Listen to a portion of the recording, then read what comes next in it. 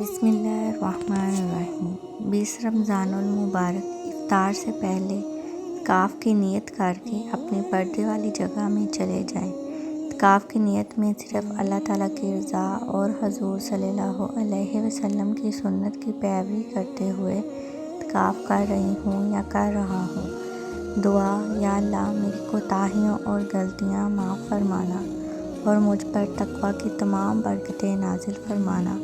جب تک میں تیرے دربار میں حاضر ہوں، میرا گھر، میرے بچے، میرے خاندان کے تمام افراد کی خیر ہو، میرے ہمسائے، میری بستی کے تمام لوگوں کی خیر، میرے دوست احباب، میرے تمام جاننے والوں کے گھروں میں خیر و عافیت رہے۔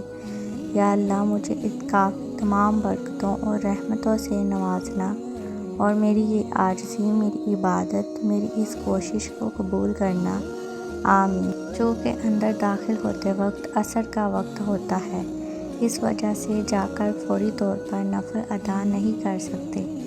نماز مغرب ادا کرنے کے بعد 2 رکعت نماز نفل اعتکاف کی نیت سے ادا کر لیں تو بہتر ہے۔ نوٹ: نماز مغرب ادا کرنے کے بعد 6 رکعت نفل نماز اوابین ادا کرنے ہیں۔ ان کا ثواب 12 سال کی عبادت کے برابر ہوتا ہے۔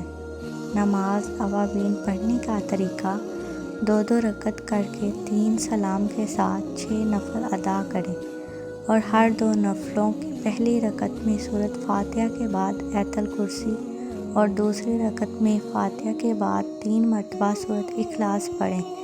نوافل پڑھنے کے بعد اپنے والدین کے لیے اور اپنے اہل خانہ کے لیے دعا کریں۔ نماز عشاء تراویح کے بعد صلاۃ التسبیح روزانہ ادا کریں اور کوئی بھی وقت اپنی پسند کا مقرر کر لیں۔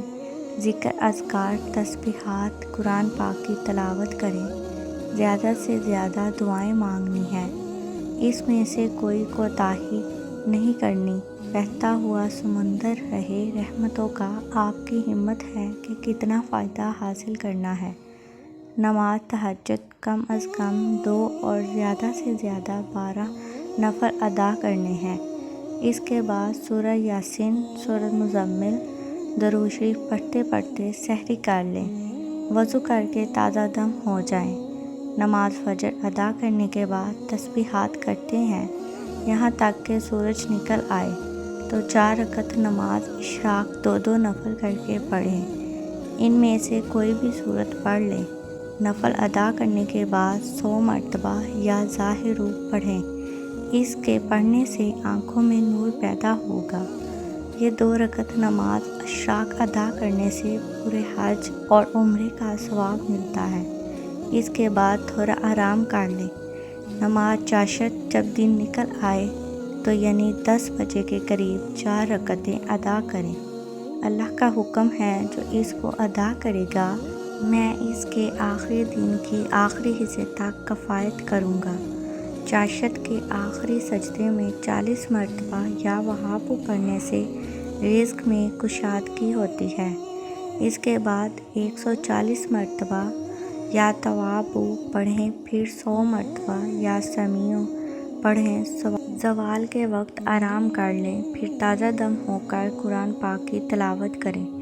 پھر نماز ظہر ادا کریں۔ نماز عصر کے بعد زیادہ تر درود شریف، تیسرا کلمہ اور استغفار پڑھیں۔ روزہ کھولنے سے پہلے جو دعا مانگنی ہے انشاءاللہ قبول ہوگی۔ نماز مغرب کے بعد اوابین کے 6 نفل ادا کریں، پھر آپ کی اپنی ترتیب تیار ہو جائے گی انشاءاللہ۔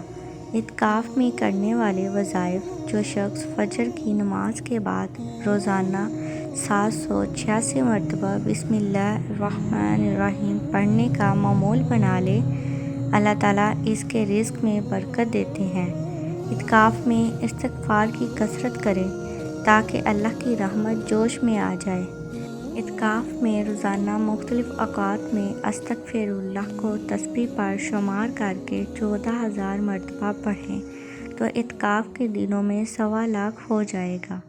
سچی توبہ اور رحمت کا وظیفہ: آیت کریمہ کی ایک تسبیح صبح و شام پڑھیں۔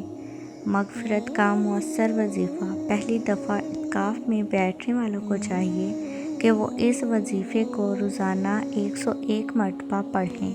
ایک تسبیح صبح و شام پڑھیں۔ لا الہ الا اللہ۔ ہر نماز کے بعد 300 مرتبہ اللہ ربی پڑھیں۔ دوران اعتکاف یہ 10 دن میں اس وظیفے کو 1.25 مرتبہ پڑھیں۔ ہر مشکل آسان ہوگی۔ یا وکیلو یا کفیلو۔ روزانہ اس ترتیب سے پڑھتے رہیں تو 1.25 کی تعداد خود بخود پوری ہو جائے گی۔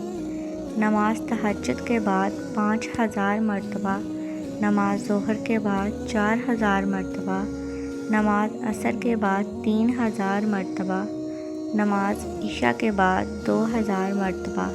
رزق میں اضافے کے لیے اعتکاف میں اس وظیفے کو 300 مرتبہ روزانہ پڑھیں۔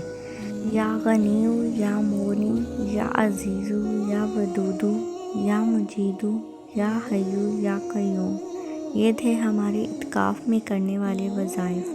اپنی دعاؤں میں یاد رکھیے گا اور اپنا بہت خیال رکھیے گا۔ اللہ حافظ۔